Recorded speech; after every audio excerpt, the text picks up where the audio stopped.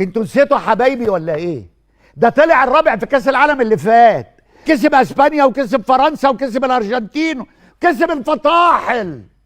اما نشوف المغرب راحت بتاخد كاس العالم للشباب اللي هم دلوقتي بيجهزوه انه ياخد كاس العالم، هو طلع الرابع. ايه ما انتوا نسيتوا ولا ايه؟ انتوا نسيتوا حبايبي ولا ايه؟ ده طلع الرابع في كاس العالم اللي فات، فهم بيجهزوا الجيل ده عشان خلاص ده كسب اسبانيا وكسب فرنسا وكسب الارجنتين وكسب الفطاحل. داس على الفطاحل كلهم، داس عليهم وكسبهم وخد كاس العالم تحت 20 سنة. بيجهزوه لايه بقى؟ يبقى في فيناليستا يعني في الفاينل، يقعد يبقى موجود في النهائي بتاع كاس العالم للكبار على الاقل. والجزائر يجي الخامس، والكوت ديفوار السادس، ومالي السابع، ومالي والكاميرون السابع، ومالي في الترتيب الثامن.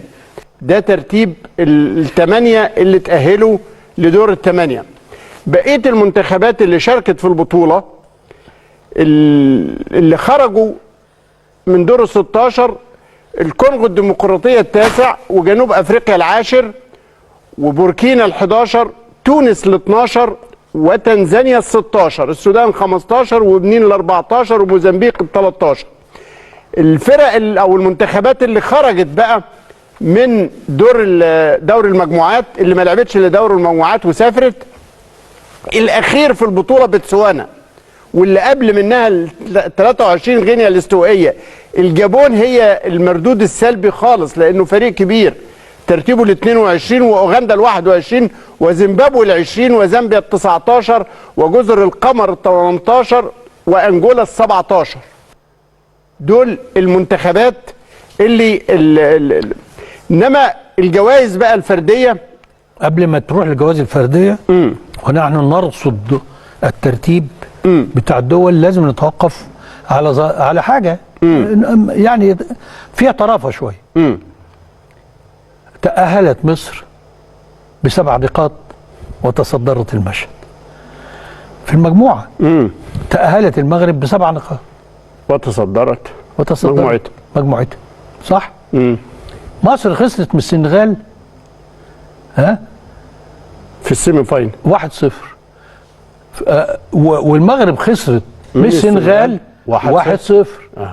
طيب مصر خسرت بضربات الترجيح امام نيجيريا بعد وقت اضافي، والمغرب خسرت بضربات كسبت بضربات الترجيح مع نيجيريا. نيجيريا احنا كسبنا بس بدون وقت اضافي، يعني هي كسبتنا بركلات الترجيح بدون وقت اضافي، ركلات الترجيح مباشره.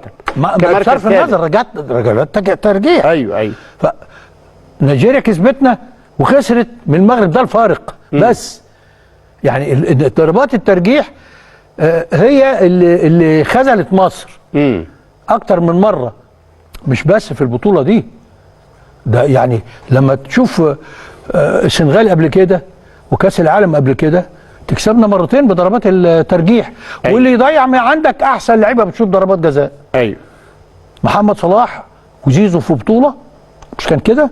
ومحمد صلاح، انت عندك كمان حاجه، ومحمد صلاح ومرموش بعد ان تقدمت. اصل انت مش مطلوب من حارس المرمى، انت عايز منه واحده جابها لك في اول الضربه. لو كنت احرزت ضربتين ورا بعض كان ممكن الليله الله اعلم يعني. بس انا اللي عايز اقوله ان على الورق ما فيش فشل ذريع لمصر، بس على معلش لكن على الملعب كان في الامكان افضل مما كان.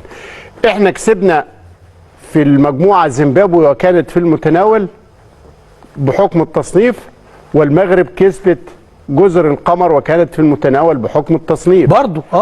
احنا كسبنا الكوت ديفوار من الفرق الكبيره، من المنتخبات الكبيره القويه حامل اللقب.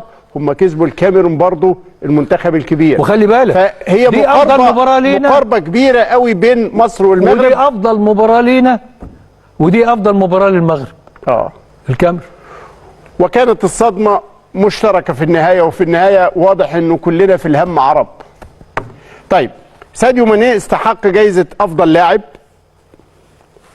ياسين بونو استحق جايزة أفضل حارس. وإبراهيم دياز هداف البطولة. ساديو ماني بطل هذه النسخة، والراجل ده يستحق كل حاجة جميلة بصراحة.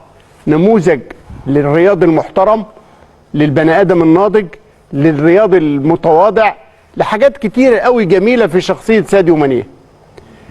على فكرة من المفارقة انه افضل لاعب وافضل حارس من الدوري السعودي الاثنين، بياخدوا احسن لعيبه في العالم. فهيك ده حتى ساديو علق عليها بعد المباراة، قال لك الناس اللي كانت بتتكلم ان الدوري السعودي ضعيف، لا الدوري السعودي بيجذب قال لك انا ما رحتش السعودية عشان المال، لا في قوة تنافسية كبيرة في الدوري السعودي. وبرضه مرحبا بكم مشاهدينا. بداية نسبيات تتأكد من دقة الطرح. هل الإعلام المصري يشيد فعلا أم يتحسر؟ الواقع يقول إن الخطاب المصري ينقسم إلى شقين: الإشادة التقنية، اعتراف حقيقي بتطور البنية التحتية المغربية، أكاديمية محمد السادس، الاحتراف الأوروبي المبكر، المرآة العاكسة. غالبا ما تكون الإشادة بالمغرب وسيلة وليس هدفا. المحلل المصري يستخدم النموذج المغربي كأداة لجلد الذات أو الانتقاد منظومة الكرة المحلية في بلده. هنا المغرب ليس مجرد فائز، بل هو حجة يلقيها المحلل في وجه المسؤولين المصريين. 2. الأسباب الكامنة وراء التحول في الخطاب. ليش نشوف هذا الزخم الآن؟ كسر الحاجز النفسي. مونديال 2022، وصول المغرب لنصف النهائي، نقل التقييم من منافس إقليمي إلى نموذج عالمي. لم يعد بإمكان أي إعلامي التشكيك في النتائج. الاستقرار الإداري مقابل التخبط. الإعلام المصري يركز على استقرار. الجامعة الملكية المغربية لكرة القدم مقارنة بتغيير المدربين واللجان في مصر. هذا يظهر وعيا بأن الإنجاز ليس ضربة حظ بل نتاج السيستم. 3. التحديات والزوايا الغائبة، وجهة نظر نقدية.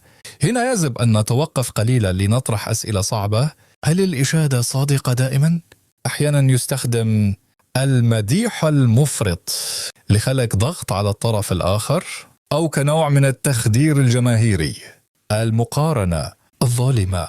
الإعلام المصري أحيانا يتجاهل الفوارق الجوهرية. فالمغرب يعتمد بشكل كبير على مزدوجي الجنسية اللي متكونوا في مدارس أوروبية، هولندا، فرنسا، إسبانيا، بينما تعتمد مصر بشكل أساسي على التكوين المحلي. الإشادة المغربية دون ذكر هذا التفصيل تجعل المقارنة تفتقر للدقة العلمية. 19. ميزان التحليل، الإيجابيات والسلبيات. هل تعتقد أن الإعلام المصري يكون بنفس القدر من الإشادة إذا واجهت مصر المغرب في نهائي قادم وخسرت، أم سيعود خطاب التبريرات؟ هل يمكن اعتبار نجاح المغرب نجاحا لمنظومة محلية أم نجاحا في استقطاب الكفاءات المهاجرة؟ وما الفرق في التقييم